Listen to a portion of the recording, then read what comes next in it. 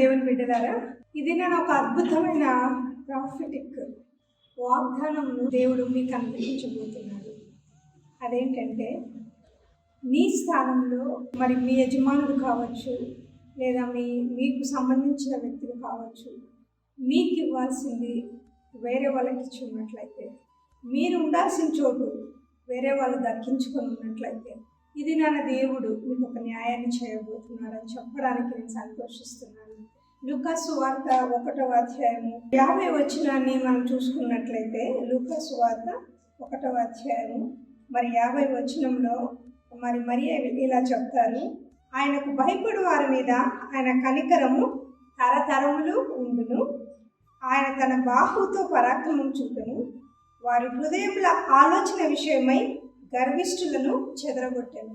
చాలామంది గర్వించి మన మీద వాళ్ళ అహంకారాన్ని చూపడం కొరకు మనకి ఇవ్వాల్సిన ప్రమోషన్ వేరే వాళ్ళకి ఇచ్చిండొచ్చు, మనకి ఇవ్వాల్సిన దానిని వేరే వాళ్ళకు ఇచ్చిండొచ్చు, మనకు చెందాల్సిన దానిని వేరే వాళ్ళకు ఇవ్వాలని వాళ్ళు ఆలోచించిండొచ్చు.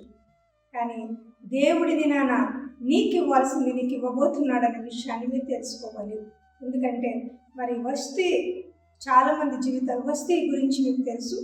మరి బానిస బాలికైన ఎస్తేరు రాణిని ఎన్నుకోవడానికి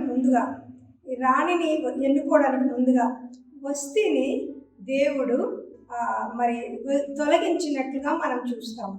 రాజు ఎడల ఆమె గర్వాన్ని చూపినందుకు, లేదా రాజుకు నచ్చనందుకు, ఒక రాంగ్ క్వీన్ ఆ యొక్క రాణి ప్లేస్లో ఉన్నందుకు ఆమె తొలగించబడిన తర్వాత బానిస బాలిక అయినటువంటి ఎస్తేరు మరి క్వీన్గా అంటే రాణిగా చేయబడింది. మీ జీవితాల్లో చాలామంది వస్తీలు ఉండొచ్చు, మీకంటే ముందు ఉండొచ్చు, లేదా మీకంటే వెనకల ఉండొచ్చు, మీ ప్రక్కన ఉండొచ్చు, లేదా మీ జీవితంలో ఉండొచ్చు.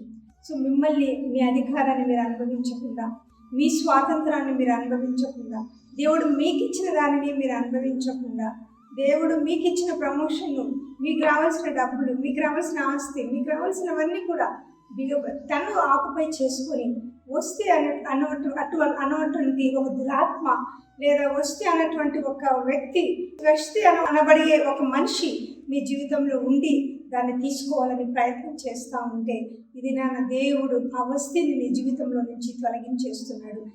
ఇది నా వస్తీని రీప్లేస్ చేసి ఎస్తేర్ను రాణిగా చేసిన దేవుడు నీ జీవితంలో కూడా అలాంటి వస్తీలను తొలగింపచేసి నిన్నొక రాణిగా ఆయన చేయబోతున్నాడు. నిన్నొక రాణిగా ఆయన నియమించబోతున్నాడు. ఈ విషయాన్ని మీరు నమ్మండి, ఈ విషయాన్ని మీరు తరచు దేవుడిని అడగండి. ప్రభు, నేను ఉండాల్సిన ప్లేస్ ఇది కాదు, నాకు ఇవ్వాల్సిన ప్రమోషన్ ఇది కాదు, నాకు రావాల్సినది ఇది కాదు, నాకు సేవకు ప్రతిగా, నా యొక్క దాసత్వానికి ప్రతిగా, నేను చేసిన దానికి ప్రతిగా కీడు చేస్తున్నారు ప్రభా, నేను చేసిన దానికి ప్రతిగా అన్యాయం చేస్తున్నారు ప్రభా, నేను చేయాల్సిన దానికి ప్రతిగా నాకు కష్టం కలిగింది ప్రభా, నా మేరకు ప్రతిగా కీడు చేశారు ప్రభా, కాబట్టి నాకు రావాల్సినదే దొంగిలించినటువంటి వస్తీని నా జీవితంలో నుంచి తొలగించమని మీరు అడిగి తీరండి. దేవుడు మీరు చేసిన దానికి ప్రతిఫలాన్ని దేవుడు ఇస్తాడు. మీరు చేసిన దానికి దేవుడు ప్రతిఫలాన్ని నీ జీవితంలో చూపిస్తాడు. నిన్నొక రాజుగా నిన్ను నియమించబోతున్నాడు దేవుడు, నిన్నొక రాణిగా దేవుడు నియమించబోతున్నాడు. ఈ ప్రేయర్ చేసిన 24 అవర్స్లో ఒక అమ్మాయి జీవితంలో అద్భుతం జరిగిందండి. దయచేసి మీరు ఈ ప్రేయర్ చేయాలని నేను అడుగుతున్నాను. దేవుడు నాకు బదులుగా ఎవరికి వేరే వాళ్ళకి వెళ్ళి ఉంటే, నా ప్రయాసము వేరే వాళ్ళు తీసుకొని ఉంటే, నాకు చెందాల్సినది వేరే వాళ్ళకు వచ్చి ఉంటే, నాది నాకు ఇమ్మని మీరు దేవుడిని అడిగినప్పుడు దేవుడు ఒక అద్భుతాన్ని మీ జీవితంలో చేయబోతున్నాడు.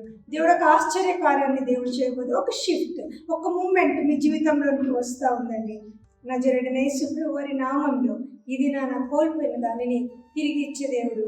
మరి అలాగే లూకా సువార్త 1వ అధ్యాయము 52వ వచనంలో దేవుడు ఒక మాట మాట్లాడుతున్నాడండి. సింహాసనం నుండి బలవంతులను పడద్రోసి దీనులను పైకెక్కించే దేవుడు నీ పక్షాన వ్యాజ్యం ఆడుతున్నాడు. సింహాసనం నుండి బలవంతులను పడద్రోసి దీనులను పైకెక్కించే దేవుడు నీ పక్షాన వ్యాజ్యం ఆడుతున్నాడండి. కాబట్టి దినాన్ని మీరు అడగండి, దేవా మీరు నాకు రావాల్సింది మీరు నాకు అనుగ్రహించండి. మీరు ఈ విషయాన్ని మీరు ప్రేయర్ చేసుకున్న తర్వాత మీకు రావాల్సిన మరి అనేకమైనటువంటి ఆశీర్వాదాలని సాక్ష్యం రూపంలో మీరు పంచుకోబోతున్నారు. దేవునికి మహిమ కలుగును గాక. ఆమేన్. Praise the lord.